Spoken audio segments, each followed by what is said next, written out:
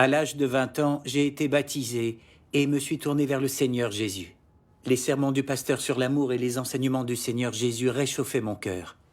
Et tous mes frères et sœurs de l'Église s'entraidaient beaucoup. J'aimais fréquenter cette Église. J'entendais souvent le pasteur dire « Le Seigneur Jésus a été crucifié pour nous racheter. Il a ressuscité et il est monté au ciel pour nous préparer une place. Quand il aura terminé, il viendra nous chercher pour nous escorter au ciel. Car le Seigneur Jésus a promis « Je vais vous préparer une place. Et lorsque je m'en serai allé et que je vous aurai préparé une place, je reviendrai et vous prendrai avec moi, afin que là où je suis, vous y soyez aussi. » Et dans Thessaloniciens, 1er épître, chapitre 4, verset 17. « Ensuite, nous les vivants qui serons restés, nous serons tous ensemble enlevés avec eux sur des nuées, à la rencontre du Seigneur dans les airs, et ainsi nous serons toujours avec le Seigneur. » Et le pasteur nous disait souvent... Tant que nous plaçons notre confiance dans le Seigneur, il nous emmènera aux cieux quand il viendra, et nous serons avec lui pour toujours. Au ciel, il n'y a ni tristesse, ni maladie, ni larmes. Il n'y a que joie et paix. Dans ces versets, je trouvais de l'espoir et du réconfort. Je croyais que si je suivais le Seigneur et que j'endurais jusqu'à la toute fin, je serais à coup sûr enlevé aux cieux pour jouir des bénédictions du Seigneur. J'espérais sans cesse que le Seigneur viendrait bientôt m'enlever aux cieux. À cette époque, nous pensions tous comme ça. C'est vrai. Mais un jour de septembre en 2017, j'ai rencontré Frère Wang sur Facebook. Il m'a dit « Le Seigneur Jésus est déjà revenu en tant que Dieu Tout-Puissant pour exprimer la vérité et accomplir l'œuvre du jugement et de la purification dans les derniers jours. » Apprendre, ça m'a vraiment déconcerté. Le Seigneur Jésus est déjà revenu? Comment est-ce possible? La promesse du Seigneur n'est pas encore advenue. Comment pourrait-il être déjà de retour? Avant que Frère Wang ait fini de parler, je l'ai interrompu en disant « Quand le Seigneur Jésus reviendra, nous serons tous enlevés dans les nuées pour le rencontrer. Mais nous sommes encore tous ici sur terre. Personne n'a été enlevé. Comment le Seigneur Jésus aurait-il pu revenir ?» Frère Wang m'a conseillé de chercher et d'étudier l'œuvre de Dieu Tout-Puissant dans les derniers jours. Bien. Il a ajouté qu'il échangerait avec moi si j'avais des questions à poser. Mais comme ce qu'il disait différait de ma vision des choses, et parce que j'avais pas mal de travail, je n'ai jamais recontacté Frère Wang. Plus tard, en novembre, j'ai cessé de travailler pendant 1 mois, quand mon entreprise a été rénovée. J'ai donc eu subitement beaucoup de temps libre. J'allais souvent sur Facebook pour discuter avec des amis. J'ai remarqué que bon nombre d'entre eux publiaient des films, des vidéos, des témoignages, des articles, des clips musicaux et des hymnes de l'Église de Dieu Tout-Puissant. Je me suis souvenu que Frère Wang m'avait dit que le Seigneur Jésus était déjà revenu. J'ai donc voulu en savoir plus. Quel genre d'église exactement était l'Église de Dieu Tout-Puissant? Pourquoi se développait-elle aussi vite? Un vieux dicton m'est venu à l'esprit. Ce qui vient de Dieu doit prospérer. Amen. Dieu Tout-Puissant, était-il bien le Seigneur Jésus revenu? Puis je me suis dit, nous n'avons pas encore été enlevés et la promesse de Dieu n'a toujours pas été remplie. Alors de quoi s'agit-il exactement? J'étais vraiment troublé. Et puis un jour, tandis que je discutais avec mon amie Sœur Lee sur Facebook, je lui ai demandé « Connais-tu l'Église de Dieu Tout-Puissant ?» Elle m'a dit oui, que cette Église était la seule à témoigner ouvertement que le Seigneur Jésus était déjà revenu, que sa cousine venait d'accepter Dieu Tout-Puissant et qu'elle l'avait emmené écouter des sermons 2 fois. Elle a ajouté que ces sermons étaient si originaux et éclairants qu'il l'avait aidé à répondre à des questions qu'elle se posait sur sa foi. Elle avait alors décidé de s'intéresser à l'Église de Dieu Tout-Puissant. Quand j'ai appris que Sœur Lee allait s'intéresser à cette église, ça m'a un peu inquiété. Et je lui ai vite répondu. Dans Thessaloniciens, 1er épître, chapitre 4, verset 17, il est dit « Ensuite, nous les vivants qui serons restés, nous serons tous ensemble enlevés avec eux sur des nuées à la rencontre du Seigneur dans les airs. Mais nous sommes tous encore sur terre. Nous n'avons pas été enlevés. Comment le Seigneur pourrait-il être déjà revenu? Tu ne dois pas te laisser aveugler et détourner du droit chemin. » Comment Sœur Lee a-t-elle réagi? Oui, comment? Tout à fait. Sœur Lee a dit « Nous ne devons pas nous laisser aveugler, mais nous aurions tort aussi de rejeter aveuglément cette Église sans l'étudier. Ce n'est pas la volonté du Seigneur. Oui. C'est vrai. Si Dieu Tout-Puissant est vraiment le Seigneur Jésus revenu, et que nous l'ignorons en refusant d'étudier la question, nous finirons par le regretter. C'est vrai. C'est vrai. Le Seigneur Jésus a dit, « Car quiconque demande reçoit, celui qui cherche trouve, et l'on ouvre à celui qui frappe. » Tant que nous cherchons avec l'esprit ouvert, nous serons certainement récompensés. Oui, tout à fait. J'ai pensé que Sir Lee disait des choses très sensées. Accueillir le Seigneur a un effet direct sur notre entrée au royaume des cieux. On ne doit pas prendre ça à la légère. Oui, bien sûr. Je suis donc allé sur le site de l'Église de Dieu Tout-Puissant avec Sir Lee pour me renseigner davantage. Nous avons regardé un film, Enlèvement en péril, dans lequel une conversation entre 3 personnes m'a fait une forte impression. Oui. Dans cette scène, le frère Guo lisait des prophéties tirées de l'Apocalypse. Je me retournais pour connaître quelle était la voix qui me parlait. Et après m'être retourné, je vis 7 chandeliers d'or, et au milieu des 7 chandeliers, quelqu'un qui ressemblait à un fils d'homme. Que celui qui a des oreilles entende ce que l'Esprit dit aux églises. Il a dit, ces versets nous montrent que lorsque le Seigneur reviendra dans les derniers jours, il sera incarné comme le Fils de l'homme pour parler aux églises. Le Seigneur a dit aussi, mes brebis entendent ma voix. Nous devrions être des vierges sages et chercher la voix de Dieu. Partout où le Saint-Esprit parle aux églises, il y aura la voix de Dieu, ainsi que sa manifestation et son œuvre. Quand nous aurons entendu sa voix, accepté son œuvre et que nous serons revenus devant son trône, alors seulement serons-nous enlevés. Oui. Pour moi, l'enlèvement implique d'entendre la voix de Dieu, d'accepter le Fils de l'homme incarné et de venir devant Dieu. Voilà le vrai sens de l'enlèvement. Nous ne serons pas enlevés si nous n'acceptons pas le retour du Seigneur. Dieu nous abandonnera. Oui. Frère Zhou a alors échangé. Le Seigneur prend chair comme Fils de l'homme pour accomplir son œuvre sur terre dans les derniers jours. Nous sommes enlevés quand nous acceptons le Fils de l'homme incarné. Nous devons être des vierges sages et chercher la voix de Dieu. Trouver les expressions du Saint-Esprit et accepter Dieu signifie que nous sommes vraiment enlevés. Oui. Puis, frère Zheng a dit, « Désormais nous connaissons le sens véritable de l'enlèvement. L'enlèvement, c'est quand le Seigneur viendra sur terre nous trouver, quand nous entendrons sa voix et reviendrons finalement devant lui. Ce n'est pas le fait d'être enlevé d'un lieu inférieur à un lieu élevé. Nous pensions que le Seigneur était au ciel et qu'il nous y enlèverait.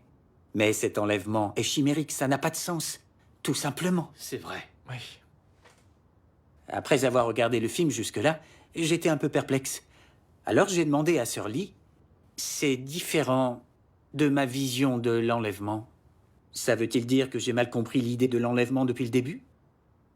Mon pasteur a toujours décrit l'enlèvement comme ça. L'enlèvement signifie juste que le Seigneur Jésus nous élève dans les airs pour que nous soyons avec lui à son retour. Cette interprétation serait-elle vraiment erronée ? Sir Lee a répondu, « Ce qu'ils disent est éclairant. Après tout, la Bible dit que seuls les saints peuvent voir le Seigneur. Étant pris dans le cycle du péché et de la confession, sommes-nous dignes de poser les yeux sur le Seigneur ? Non. Notre idée d'être enlevé dans les airs pour rencontrer le Seigneur n'est-elle pas un peu trop vague ? J'ai entendu des frères et sœurs de l'Église de Dieu Tout-Puissant dire que le Seigneur Jésus avait seulement accompli l'œuvre du salut qui a pardonné ses péchés à l'humanité, mais que le tempérament corrompu de l'homme et sa nature pécheresse restaient à résoudre. Les gens pêchent et résistent à Dieu. Ils ne peuvent entrer dans son royaume. Pour sauver l'humanité, Dieu est devenu chair dans les derniers jours. S'appuyant sur l'œuvre du Seigneur Jésus, il exprime la vérité et juge et purifie l'homme pour éradiquer la cause de ses péchés, afin qu'il soit libéré du péché, qu'il soit sauvé et qu'il entre au royaume de Dieu. Je ne pense donc pas que l'enlèvement soit aussi simple que nous l'imaginons.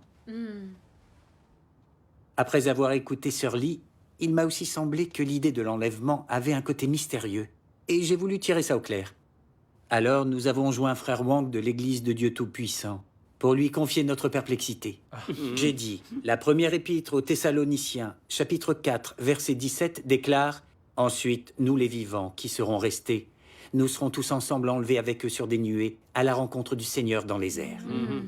Dans le film « Enlèvement en péril », nous avons vu que enlèvement signifiait entendre la voix de Dieu ici sur terre et accepter ses paroles et son œuvre quand il reviendra. Cela ne signifie pas être enlevé dans les airs pour rencontrer le Seigneur, comme le dit la Bible. N'est-ce pas contraire aux paroles de la Bible ? Et qu'a répondu frère Wang ? Oui. Il a dit ceci. « Pour ce qui est du mystère de l'enlèvement, nul homme ne peut le saisir pleinement. Dieu seul le sait. Oui.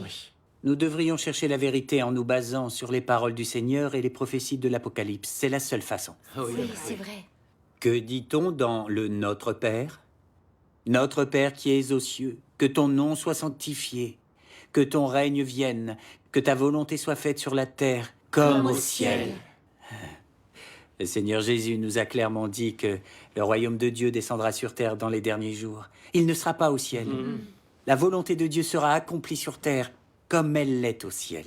Oui. De plus, dans l'Apocalypse, il est dit « Et je vis descendre du ciel d'auprès de Dieu la ville sainte, la nouvelle Jérusalem, préparée comme une épouse qui s'est parée pour son époux. Et j'entendis du trône une forte voix qui disait « Voici le tabernacle de Dieu avec les hommes. Il habitera avec eux, et ils seront son peuple. Et Dieu lui-même sera avec eux. Il sera leur Dieu. Le royaume du monde est remis à notre Seigneur et à son Christ, et il régnera au siècle des siècles. » Amen. Ces prophéties mentionnent le tabernacle de Dieu avec les hommes. Le royaume du monde est remis à notre Seigneur et à son Christ, et descendre du ciel d'auprès de Dieu la ville sainte, la nouvelle Jérusalem. Ces paroles prouvent que Dieu bâtira son royaume sur terre dans les derniers jours, qu'il vivra parmi les hommes, et que toutes les nations du monde deviendront le royaume du Christ.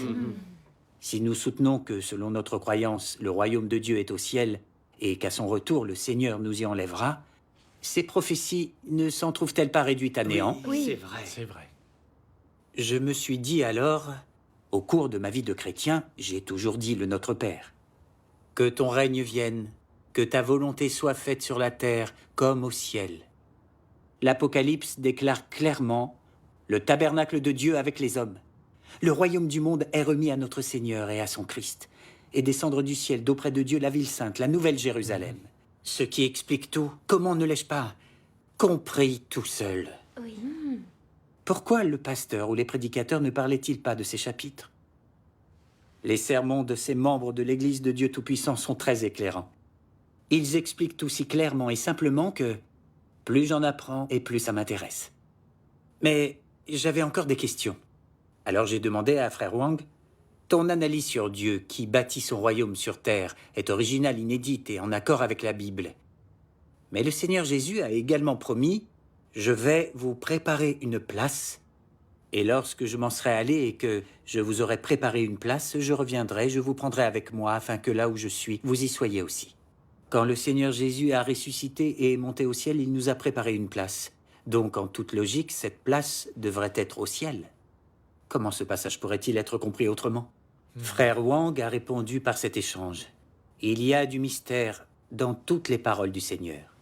Nous ne pouvons pas définir l'œuvre de Dieu selon nos notions et nos visions, car l'œuvre de Dieu est insondable. Oui. Tout à fait. Quand Dieu aura achevé toute son œuvre et qu'il l'aura manifestée devant nous, alors seulement serons-nous capables de la voir clairement. Ce n'est qu'après avoir accepté l'œuvre de Dieu Tout-Puissant dans les derniers jours et vu les fruits de l'œuvre de Dieu que j'ai compris quelle était la place qu'il nous préparait. Ça veut dire que Dieu prend chair dans les derniers jours pour accomplir son œuvre sur terre et qu'il prédétermine notre naissance dans les derniers jours pour accepter son œuvre. Cela accomplit ce que le Seigneur Jésus a dit, afin que là où je suis, vous y soyez aussi. Tu peux donc voir que la place que le Seigneur Jésus nous a préparée est sur terre, pas au ciel. Oui. En entendant ça, j'ai compris à quel point j'avais été ignorant. Il était venu sur terre dans les derniers jours pour parler et accomplir son œuvre. Pourtant j'étais là, à regarder les nuages, attendant que le Seigneur m'enlève dans les airs. Je m'étais complètement trompé. Comment aurais-je pu accueillir le Seigneur et être enlevé? C'est vrai. Frère Wang a alors lu un passage des paroles de Dieu Tout-Puissant. Regardons ça. D'accord. Ah oui, oui, oui.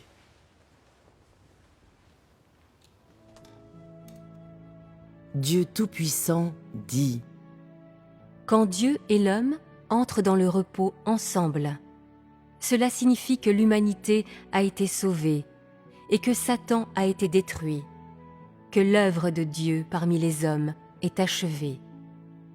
Dieu ne continuera plus à travailler parmi les hommes, et l'homme ne vivra plus sous la domination de Satan.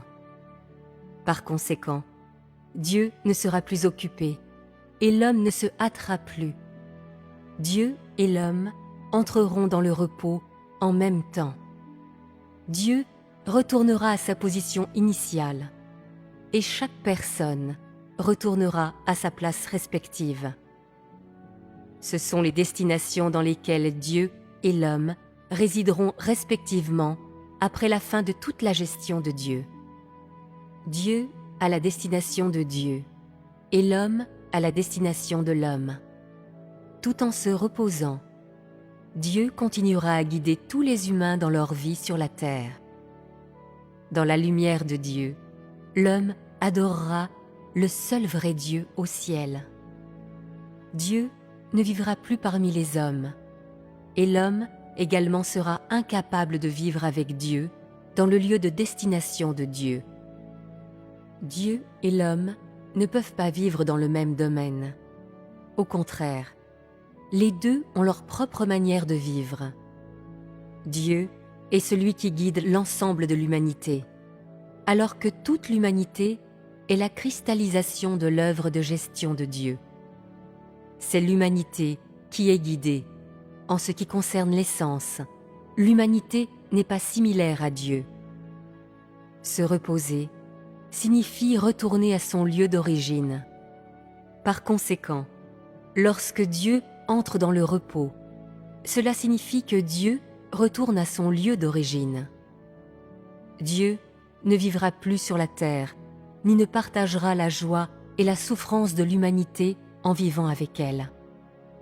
Lorsque l'humanité entre dans le repos, cela signifie que l'homme est devenu une véritable création. Les hommes adoreront Dieu à partir de la terre et auront des vies humaines normales. Les gens ne désobéiront plus à Dieu ou ne résisteront plus à Dieu. Ils retourneront à la vie originelle d'Adam et Ève.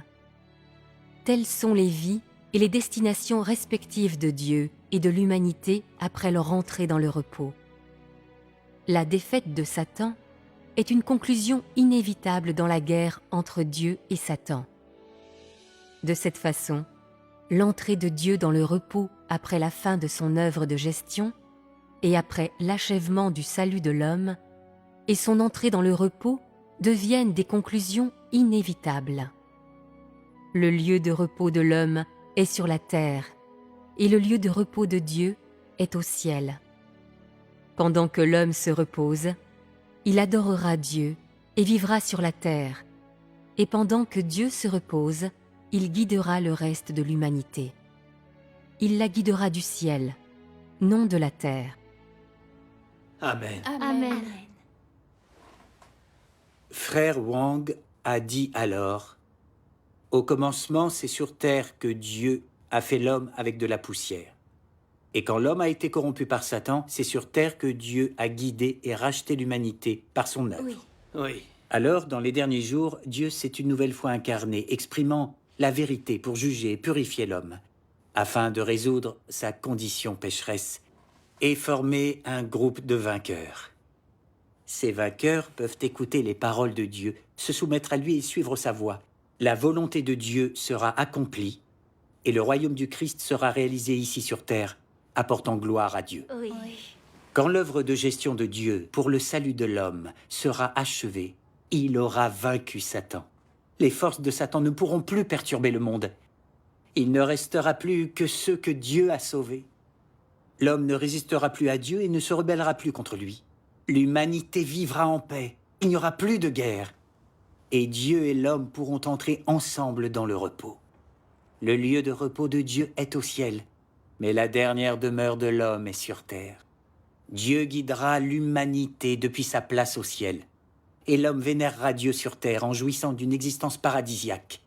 Voilà la vie harmonieuse et merveilleuse que Dieu a préparée pour l'humanité. C'est ce que Dieu accomplira finalement. Rendons grâce à Dieu. Ce que frère Wang disait avait un aspect très pratique. Quand Satan sera détruit, le monde sera libéré des forces obscures et maléfiques, et la vie que Dieu a prévue pour nous sera la plus merveilleuse des vies. Oui. C'est vrai. Ma vision de l'enlèvement était très floue. Dieu a fait l'homme pour qu'il vive sur terre. Comment l'homme pourrait-il monter au ciel aussi facilement?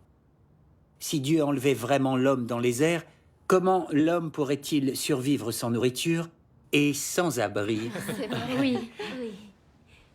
L'idée de rencontrer le Seigneur dans les airs est vraiment le fruit des notions et des visions de l'homme. C'est une façon de penser très puérile. En effet. J'entendais souvent le pasteur dire que le royaume de Dieu était au ciel. Je le croyais vraiment, et j'aspirais à être enlevé au ciel. Je suppose que le pasteur et les prédicateurs ne comprennent pas la Bible non plus. Ils interprètent mal les paroles de Dieu en fonction de leurs propres notions. Ils trompent vraiment les gens. Oui, tout à fait. Frère Wang a poursuivi son échange en disant « Quant au véritable sens de l'enlèvement, voyons ce que les paroles de Dieu Tout-Puissant ont à dire. Dieu Tout-Puissant dit « Être enlevé ne signifie pas être transporté d'en bas en haut comme les gens l'imaginent. C'est une énorme méconnaissance. Être enlevé se réfère à ma prédestination et donc à ma sélection. Cela vise tous ceux que j'ai préordonnés et choisis. Tous ceux qui sont enlevés sont les premiers-nés, les fils ou ceux qui appartiennent au peuple de Dieu. C'est tout à fait incompatible avec les notions des gens. Ceux qui auront une part dans ma maison dans l'avenir sont ceux qui ont été enlevés devant moi. C'est absolument vrai, cela ne change jamais et ne peut être réfuté par personne. C'est la contre-attaque envers Satan. Tous ceux que j'ai prédestinés seront enlevés devant moi. Amen. Amen. Frère Wang a alors dit « L'enlèvement n'est pas tel que nous l'imaginons. Ce n'est pas être enlevé de terre dans les nuées pour rencontrer le Seigneur, et cela ne renvoie pas au fait d'être enlevé au ciel. Cette idée est née des conceptions des gens et d'interprétations littérales de ces versets. Oui. En fait, être enlevé désigne le fait d'accueillir le Seigneur et d'être amené devant Dieu. Cela signifie être capable d'entendre la voix de Dieu, d'accepter et de se soumettre à la nouvelle œuvre de Dieu et suivre les pas de l'agneau quand Dieu viendra sur terre pour parler et accomplir son œuvre. Dieu Tout-Puissant est venu dans la chair pour exprimer la vérité et accomplir l'œuvre du jugement et de la purification.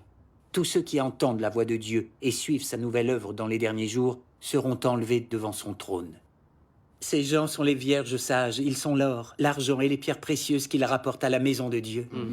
Ces gens ont tous de l'envergure, ils peuvent accepter et saisir la vérité, et ils comprennent la voix de Dieu. Ils sont vraiment enlevés. Tout à fait. Ils acceptent le jugement et le châtiment des paroles de Dieu, acquièrent une vraie compréhension de Dieu, et leurs tempéraments corrompus sont purifiés. Ces gens sont les vainqueurs créés par Dieu avant les grands désastres. Pour finir, Dieu les conduira à leur destination finale merveilleuse. C'est là le véritable sens de l'enlèvement au ciel. C'est vrai. Rendons grâce à Dieu. Ceux qui se raccrochent à leurs notions et attendent que le Seigneur les enlève, qui n'acceptent pas l'œuvre du jugement de Dieu dans les derniers jours, sont les vierges folles. Ils seront rejetés par le Seigneur Oui. et sombreront dans les désastres en pleurant et en grinçant des dents. Oui. Comme le dit Dieu Tout-Puissant. Ceux qui sont capables de supporter fermement le jugement et le châtiment de Dieu dans les derniers jours pendant la dernière purification seront ceux qui entreront dans le repos final avec Dieu. De ce fait, ceux qui entrent dans le repos se seront tous libérés de l'influence de Satan et auront été acquis par Dieu après avoir subi son œuvre de purification finale. Ces humains finalement acquis par Dieu entreront dans le repos final. L'objectif essentiel de l'œuvre de châtiment et de jugement de Dieu est de purifier l'humanité et de la préparer pour son ultime repos. Sans elle, aucun humain ne pourrait être classé selon son espèce ou entrer dans le repos. Cette œuvre est la seule voie de l'humanité pour entrer dans le repos. Seule l'œuvre de purification de Dieu purifiera les humains de leur iniquité, et seulement son œuvre de châtiment et de jugement mettra en lumière ces éléments de désobéissance dans l'humanité, séparant ainsi ceux qui peuvent être sauvés de ceux qui ne le peuvent pas, et ceux qui resteront de ceux qui ne resteront pas. Lorsque cette œuvre sera achevée, ces gens autorisés à rester seront tous purifiés et entreront dans un état supérieur d'humanité, dans lequel ils jouiront d'une deuxième vie humaine plus merveilleuse sur la terre. En d'autres termes, ils commenceront leur jour de repos humain et coexisteront avec Dieu. Après que ceux qui ne peuvent pas rester auront été châtiés et jugés, leurs vraies couleurs seront entièrement révélées. Après cela, ils seront tous détruits, et comme Satan, n'auront plus la permission de survivre sur la terre. L'humanité de l'avenir n'inclura plus aucune personne de ce type. De tels gens ne sont pas dignes d'entrer dans la terre du repos ultime, ni ne sont dignes d'entrer dans le jour du repos que Dieu et l'humanité partageront.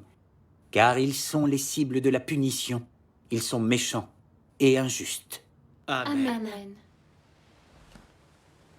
Frère Wang a dit alors, « Tous ceux qui croient vraiment en Dieu et désirent ardemment qu'il apparaisse ont accepté Dieu Tout-Puissant en lisant ses paroles et en entendant sa voix.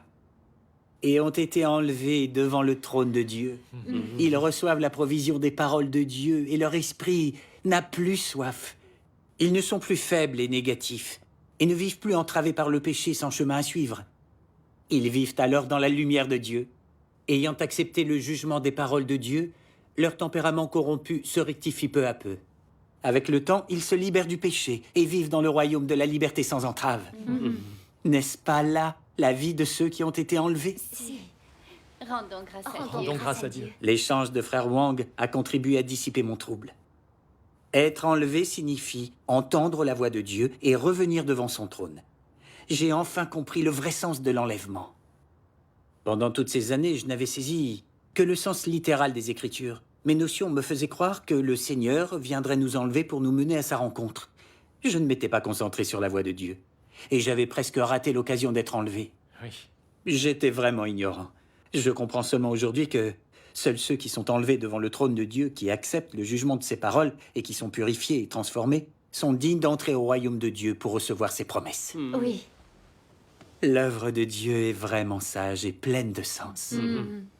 Après avoir cherché et étudié et en lisant les paroles de Dieu Tout-Puissant, j'ai alors su que Dieu Tout-Puissant est le Seigneur Jésus revenu, et j'ai accepté son œuvre dans les derniers jours. Rendons grâce à J'ai Dieu. été enlevé devant le trône de Dieu et j'ai participé au festin de l'agneau. Remercions Dieu pour son salut. Rendons grâce à Dieu. Rendons grâce à Dieu. Gloire à Dieu. Remercions Dieu pour son salut.